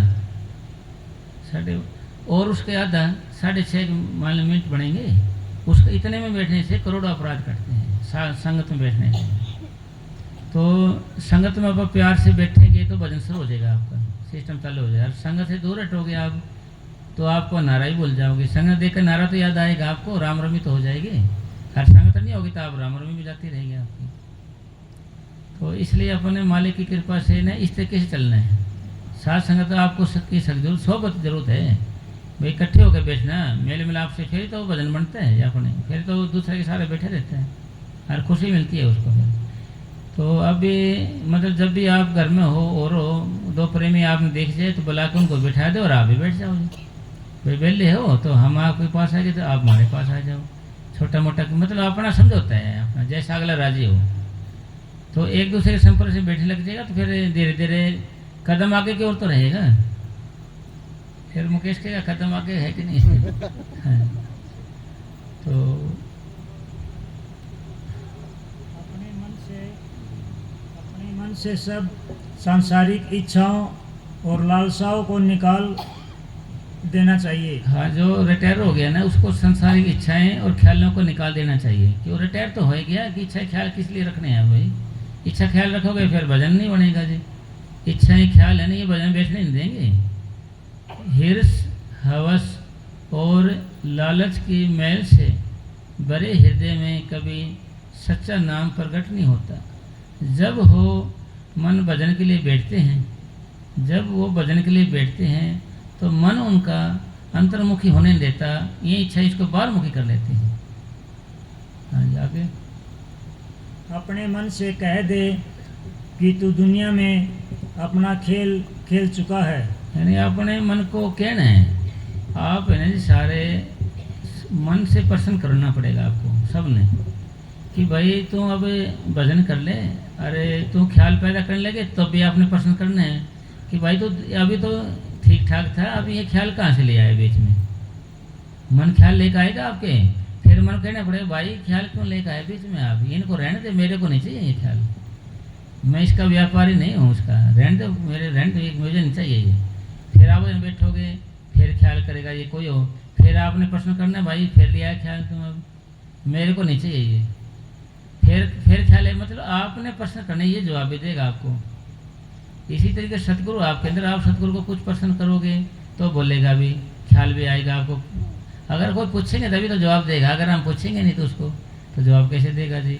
उसको हाजिर नाजिर समझ के, भाई सतगुरु तो मेरे साथ ही है, सदा मेरे साथ रहता है, हैं भाई मेरे तो साथ ही रहता है, तुम को भाई मेरी लाज रखते हो। फिर अंदर सतगुरु बोलेगा भी कब, जब आप उसको बुलाओगे। जिंदा राम हर वक्त तैयार है हमारी सेवा में, पर जब आप उसको बुलाओगे, अगर वो आपको बुलाओगे नहीं, उससे बात नहीं करोगे, आप कैसे बोलेगा। आप उससे प्रश्न करोगे जी मेरे को ये समस्या है जी, बात सतगुरु से बोलना है आपने, आंख बंद कर ऐसे सतगुरु का प्रार्थना करनी है। फिर वो सतगुरु का मैं किसी गैर सत्संग में बैठ कर भी बता देगा आपकी बात को, सत्संग में बता देगा या फिर सपने में बता देगा, क्योंकि हम ऊपर नहीं आते हैं, सूक्ष्म रूप नहीं है हमारा। तो हम सूक्ष्म रूप में कब होते हैं, जब हम सपने में होते हैं। सपने में हम सूक्ष्म रूप में हो जाते हैं, सूक्ष्म रूप में ही सतगुरु आएगा। अब हम सतगुरु रूप में सतगुरु नहीं आएगा। तो सतगुरु सपने में कुछ आपको हिदायत देगा, कुछ बोलेगा, कुछ बात करेगा, कब, जब आप उसको प्रश्न करोगे। तो इसलिए मन को आपने समझा देना है कि भाई देखो मेरे अंदर से इज्जत भी निकल गई है, बेइज्जती निकल गई है, गमे भी, खुशी भी, नादरी भी, सब कुछ निकल गया है। तो सारे खेल खेल चुके हैं मेरे से, अब तो मेरे को भजन करने दे। आपने इसको प्रश्न करना पड़ेगा, अगर नहीं करोगे तो फिर ये खड़े रहेगा जी। आगे अब परमात्मा की बारी है भाई, अब परमात्मा की बारी है, मतलब भाई दुनिया एक तरफ होगी और सतगुरु एक तरफ हो गया। आए तो सतगुरु के लिए तो थे भाई, अब तो मैं अपना काम सतगुरु का करूँगा भाई, सतगुरु की बारी है, अब तो मालिक की बारी है, भगवान की बारी है, या आत्मा के कल्याण की बारी है। आगे अपने मन को परिवार, संतान, घर जायदाद, रुपये पैसे, मान बढ़ाई, देश और सब सांसारिक संबंधों से हटा ले। यानी अपने मन को कहना है भाई तो परिवार से हैं, और इन रिश्तेदारों से, और भाई दौलत से रिश्तेदार, और देश विदेश से, इनसे सबसे अपना ख्याल हटा ले अब, क्योंकि ये तो तुम काम कर चुके हो। क्योंकि 60 साल का हो गया ना, 60 साल के होने के बाद तो आदमी की उम्र एक तरह से अब कुत्ते की शुरू हो जाती है, गधे की होती है ना 40 से 60 तक। बारिश होता रहता है, ये करना था, ये करना था, ये करना था, ये बारिश तो होता रहता है 60 साल तक। 60 प्लस हो गया भाई अब तो, मतलब अब उम्र कुत्ते की शुरू हो गई आपकी। अगर तू वजन नहीं करेगा तो कुत्ते की तेरे भोगता रहेगा, सुनेगा कौन, तेरी कमाता तो है नहीं कुछ, सुनेगा कौन। आप भाई बोलता रहे बेशक कितना बोलता है, कोई सुनेगा नहीं आपकी। तो भाई कुत्ते की उम्र है जो ये, इससे बचने के लिए भाई अपना भजन कर, नहीं तो बोलता तो रहेगा ये कुत्ते की तरह, सुनेगा कौन इसकी, कोई नहीं सुनेगा इसकी। हाँ जी आगे। मन को ऐसी अवस्था में ले जाए कि इन सब के होने या न होने का आप पर कोई प्रभाव न पड़े। हाँ जी, जैसे सारा उनके नाम करा दिए, सारा कुछ करा दिया भाई, मेरे तो कुछ बस का नहीं, मेरे तो भाई है ही नहीं मेरा कुछ भी। मेरे तो भाई रिटायरमेंट कर दिया सरकार ने, और घर के ने भी रिटायर कर दिया मेरे को तो भाई भजन करना है। दिमाग में ये नहीं रखना कि मान सम्मान नहीं रखना भी मेरा ये परिवार है, मैंने ऐसा किया वैसा किया, इनमें न उलझे। आगे अब अपना पूरा ध्यान सब परिवार और सारा समय परमात्मा और सिर्फ परमात्मा की ओर ही लगा दे। हाँ भी सारा समय परमात्मा और परमात्मा के लिए, परमात्मा के लिए सेवा और सिमरन। भाई सेवा जे आप कहीं नहीं जाते भाई, घर के काम है, बाबा ने लिखा ये सतगुरु की तो सेवा है ये, और फिर बैठ के भजन करें भाई, नाम तो रहता रहे। हाँ आगे। अब उसी के बन जाए। हाँ उसी का मालिक का बनने का मतलब, हम नामों को दोहराना लेन कर दें बस।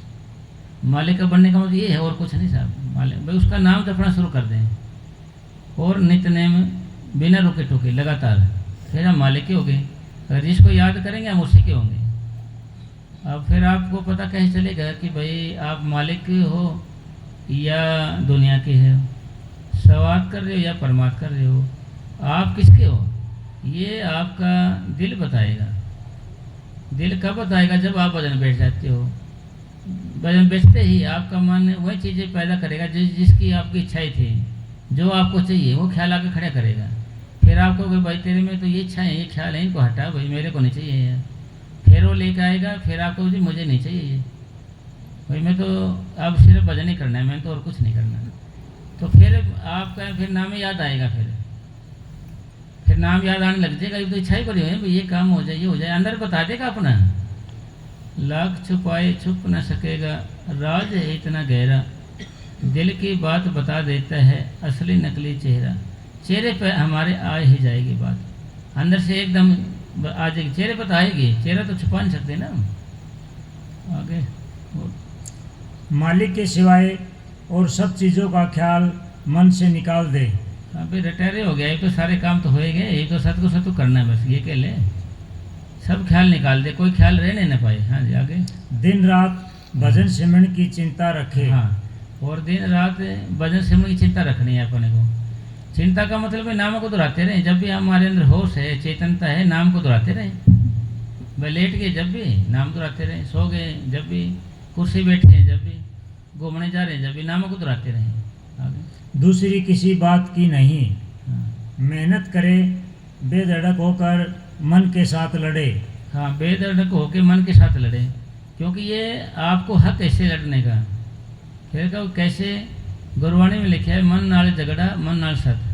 भाई मन से प्यार भी करना, मानने भी, तो इससे झगड़ा भी करना है। झगड़ा कौन को, आपका मन है आपके अंदर बैठा है, आपने झगड़ा करना पड़ेगा। सब ने इससे झगड़ा करना है अपने अपने मन से। अगर झगड़ा नहीं करेंगे तो ये अपना काम कर लेगा, ये अपना रगड़ा कर देगा। भाई अपना काम करेगा ये, अगर झगड़ा नहीं करोगे या रगड़ा करेगा, अपना काम करेगा ये। हाँ जी आगे। सतगुरु आपके साथ है, उसकी मदद से मन को वश में कर ले। हाँ भाई, सतगुरु हमारे साथ है, उसकी मदद से हमने भजन में लगना है, भक्ति में लगना है, और कोई इलाज नहीं, कोई चारा भी नहीं, कोई दवा भी नहीं। कोई आज भी भजन है, वहाँ कल भी भजन है, परसों भी भजन है। स्वामी जी महाराज ने लिखा है कि भाई इसकी तुलनात्मक कोई चीज़ नहीं है। भाई इसकी ये कौन कि ये काम छोड़ के ये कर लेना, यहाँ भी भक्ति वहाँ ही भक्ति, जहाँ भी देखो वहाँ ही भक्ति, और कुछ नहीं है। क्योंकि भक्ति से आत्मा कल्याण होना है। फिर स्वामी जी महाराज समझाए भाई, कच्ची भक्ति से पक्की भक्ति बनेगी, पक्की और थोड़ी भक्ति से ज़्यादा भक्ति बनेगी। लगे रहेंगे आप, थोड़ा थोड़ा काम शुरू करना है। मतलब कहने का ये सेवन चालू हो जाए किसी तरीके से भी, आपके मन पे आपको डिपेंड है ये, भाई कैसे करूँ मैं सेवन। भाई आप नामक दोहराना शुरू कर दो, जुबान नहीं पूरी, ये चालू करना पड़ेगा। जैसे कि हमारे हरियाणा में गंडा से चलाते हैं, ऐसे आसे फेरते थे, अब बिजली का मान ऐसे घुमाते थे, एक बार चक्कर सा चल जाता था, एक बार अपने आप ही चक्कर चला के। ऐसी तरह एक बार जोर पड़ेगा इस पे, जुबान में जोर पड़ता है, नाम जपते हैं थोड़ा जोर पड़ता है, फिर जोर एक बार जोर पड़ेगा, फिर अपने आप चालू होने लग जाएगा। जोर पड़ेगा जुबान पे, फिर ये कंठ में आके फिर हृदय में आने लग जाएगा। जब हृदय में आने लग जाएगा तो फिर जोर नहीं पड़ेगा आप पे, आपकी इतना जीभ हिलेगी ना होठ हिलेंगे। कब, जब आपका हृदय जपने लग जाए। हृदय जपने से तो आप कई घंटे बैठे रहो वजन पे, क्यों, आप थकोगे नहीं। अगर जुबान से जपोगे थोड़ी देर में आवाज़ निकल जाती है। प्रेमियों को देखें 2-4 बार नारे बोलेंगे, 5-4 बार कड़े कड़े, वैसे आवाज़ निकल गई बेचारे की, फिर चुप थक जाते हैं, मतलब मानसिक रूप से थक जाते हैं। क्योंकि मानसिक रूप से थक जाते हैं, यानी बोल बोल के ना जो अंदर की जो ताकत होती है सब निकल जाती है आदमी। चुप रहने वाला आदमी तो मजबूत बने रहता है। आपने देखा ना, खूब खूब नारे बोले करने करने, बस फिर जय राम जी की बोल देते हैं ना गाँव वाले, फिर बंद, फिर चुप बेचारा। फिर यानी हवा से, गैस से होती है ना, पता नहीं वो निकल जाती है। इसका मतलब फिर हृदय जपने लग जाता है, तो वो क्या करेगा, तो 10 घंटे 12 घंटे वो लगातार ही जप सकता है इसको, भजन को, सिमरन को लगातार कर सकता है, क्योंकि हृदय जप रहा है उसका हृदय। जुबान से जपने वाले बच्चे पहले वाले होते हैं, जैसे पहले वाले बच्चे जब बोल के करते हैं ना, याद है, वो चुपके को नहीं कर सकते, क्योंकि होठ और जीभ हिलती रहेगी, उनका कंठ भी नहीं जपता ना हृदय जपता है। जैसे +2 का बच्चा कैसे याद करता है, पढ़ता है, यानी BMA का MSc का, तो होठ भी नहीं लेंगे, जीभ नहीं लेंगे, उनका मन जपता है या हृदय, वो पढ़ता है उनका। पहले वाले बच्चे को तो आप बिना बोले तो वो पढ़ नहीं सकते बेचारे, क्योंकि जुबान है। इसलिए हमने ऐसे हाथ करने के लिए अभ्यास है जी, आप नित्य नेम लगे रहिए, रोज रोज उठते बैठते चलते लगातार लगे रहिए। आप फिर महसूस करोगे भाई, जैसे फिर क्या करोगे कि भाई कोई चीज़ है, कोई चीज़ अलग है, कोई चीज़ जब उसको तवज्जो देते हैं, ऐसे ध्यान देते हैं, तो ऑटोमेटिक नाम जपना शुरू हो रहा है। भी ऑटोमेटिक चल रहा है उस सिमरन ऑटोमेटिक। कब जब उसको तवज्जो दी मैंने। जैसे हमारे पूज्य परम संत मुनेश साहब जी महाराज फरमाते थे, भाई जब कोई चीज़ बारीकी सुननी होती है, मैंने बिल्कुल कानों को बंद कर लेते, ध्यान सारे हटा के एक कान ध्यान कर लेते हैं, सारे ध्यान हटा के एक जगह ध्यान करेंगे। फिर उदाहरण दिया करते थे कि जैसे घड़ी होती है, घड़ी दिन में टक टक नहीं करती हो, रात को होती है ना ऐसे, तो ऐसे चलता है जैसे मशीनें चल रही हैं, यानी सूक्ष्म हो जाता है वो। तो इसी तरीके से जब आपका हृदय जपने लग जाएगा, तो तब जो दोगे आप उस पर फिर ऑटोमेटिक नाम जपेगा, आप पे जोर नहीं आएगा। फिर आप महसूस करोगे चल रहा है ये सिमरन। यानी ऐसी हालत के लिए पहले लगातार सिमरन करना पड़ेगा आपको, है ऐसी हालत ले आने के लिए। जैसे पहले वाले बच्चे को धुन लिया, जब +2 हो गई, 10-12 साल निकल गए उसके, जब उसकी आदत बन गई, और हमें तो कई साल नाम लेके हमारी आदत बनी नहीं, क्योंकि हमने इसको ध्यान दिया नहीं चीज़ का। इसलिए अपने को बस में जा रहे हैं, कोई या ड्यूटी लग रही है आदमी की, अलग बैठ जाए, एक अखबार हाथ में लेके नाम जपता रहे, दूसरे को लगेगा अखबार पढ़ रहे हैं। ड्यूटी वाले बंदे होते हैं जो, नहीं तो सबके सामने बैठना पड़ेगा उसको, तो अलग से अखबार ले लिया भाई, ये तो अखबार पढ़ रहे हैं। मतलब कहने का भाव यूँ है कि आपने हृदय जपने लग जाए, ऐसी हालत प्राप्त करनी है इसकी। ऐसी हालत प्राप्त नहीं करेंगे तो बात बनेगी नहीं। तो पूरा हो गया टाइम कितना? 1.5 घंटा हो गया, तो ज़्यादा ठीक नहीं, सोने लगे प्रेमी तो सब हैं। हाँ हाँ हाँ, चलो 1 घंटा बैठ जाते हैं, तो अब ज़्यादा करेंगे तो फिर नींद आ जाएगी फिर। हाँ जी, वैसे तो चेतन बैठे वेद भगत जी ने। चलो ठीक ठीक, 1 घंटा पर बैठ जाते हैं मालिक के पास।